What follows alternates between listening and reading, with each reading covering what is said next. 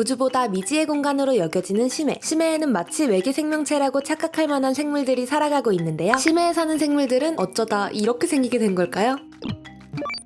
심해의 기준은 학문마다 다른데요. 생태학에서는 광합성을 할 수 없는 수십 200m를 심해의 기준으로 삼고 있습니다. 심해는 빛이 들지 않고 수온도 매우 낮으며 더 깊은 곳으로 갈수록 물의 압력이 강해지는 매우 척박한 환경입니다. 이런 극한 환경에서도 살아가기 위해 심해 생물들은 독특한 특성을 갖게 되었는데요. 심해에 사는 생명체들은 어떤 특성을 갖고 있을까요? 첫 번째 특징은 거대한 턱입니다. 심해로 내려갈수록 척박한 환경이기 때문에 생명체의 개체수가 줄어듭니다. 이 말은 즉 먹이를 찾을 수 있는 기회가 적다는 것이죠. 때문에 심해어들은 우연히 먹이를 찾으면 절대로 놓쳐서는 안 됩니다. 그러기 위해 턱이 크게 발달되었습니다. 바이퍼 피쉬를 보면 턱이 크고 아래 송곳니가 정말 크죠? 여기에 걸리면 벗어나지 못하겠어요. 또한 펠리컨 장어라고 불리는 이 물고기는 꼬리를 제외한 몸통보다 입이 더 큽니다. 먹이가 나타나면 입을 냅다 크게 벌려서 본인보다 큰 물고기도 삼킬 수 있다고 합니다. 두 번째 특징은 투명한 이빨인데요. 이것 또한 먹이를 놓치지 않기 위해 진화한 것이라고 볼 수 있습니다. 대표적으로 블랙 드래곤 피쉬가 있는데요. 심해의 암살자라는 별명을 가지고 있죠. 이들은 항상 입을 벌린 채로 뭔가 오기를 기다리며 시간을 보내는데요. 이빨이 투명한 색이니 먹잇감 눈에도 잘 띄지 않습니다. 먹잇감이 이빨을 보지도 못하고 그 위에 그대로 앉을 수도 있는 거죠. 실제로 심해어의 투명한 이빨을 분석한 결과 이빨 표면에서 빛이 산란되거나 반사되는 것을 방지하도록 구조화되어 있으며 인간과 다른 동물에게 치아색을 부여하는 상하세간이 부족하다는 것이 밝혀졌습니다. 세 번째는 빛을 내는 발광 능력을 갖고 있습니다. 이 빛은 먹이를 유인하는 용도로 사용되기도 하고 천적으로부터 자신을 보호하는 방법으로도 사용됩니다. 생물 발광의 원리는 루시페린이라는 물질이 루시페라제라는 효소의 작용으로 산화되면서 그때 방출되는 에너지가 빛 형태로 나오게 되는 것입니다. 심해에 사는 생물 중 4분의 3이 스스로 빛을 내는 능력이 있다고 합니다. 네 번째, 물렁물렁한 피부를 갖고 있습니다. 수심이 10m 깊어질수록 1기압씩 늘어나게 됩니다. 해저 수백 미터 심해의 수압은 상상을 초월하죠. 그렇기 때문에 물렁물렁한 피부를 갖게 되었습니다. 대표적으로 블로피쉬가 있는데요. 우리가 알고 있는 블로피쉬는 물 밖으로 꺼내져 낮은 압력으로 인해 피부가 금세 불어난 상태입니다. 이랬는데 열애됐습니다. 혹시 번식 방법도 특이한가요? 번식 방법에 대해서는 여러 유형들이 있지만 두 가지 방법에 대해 설명해 보겠습니다. 첫 번째는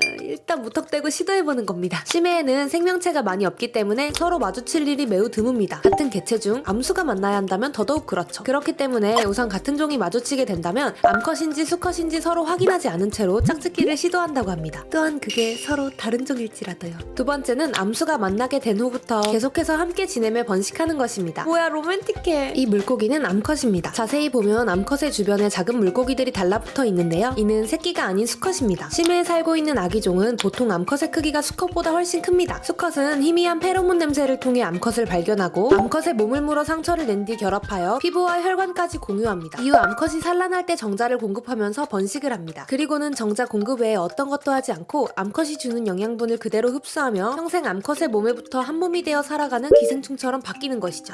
로맨틱이 아니었네. 우리가 생각하기에는 좀 괴기한 방식으로 살고 있지만 심해의 생물들도 계속해서 살아가기 위해 끊임없이 진화하며 얻어낸 결과가 아닐까요? 너무 밉게 봐서 미안해. 그래도 조금 밉긴 해.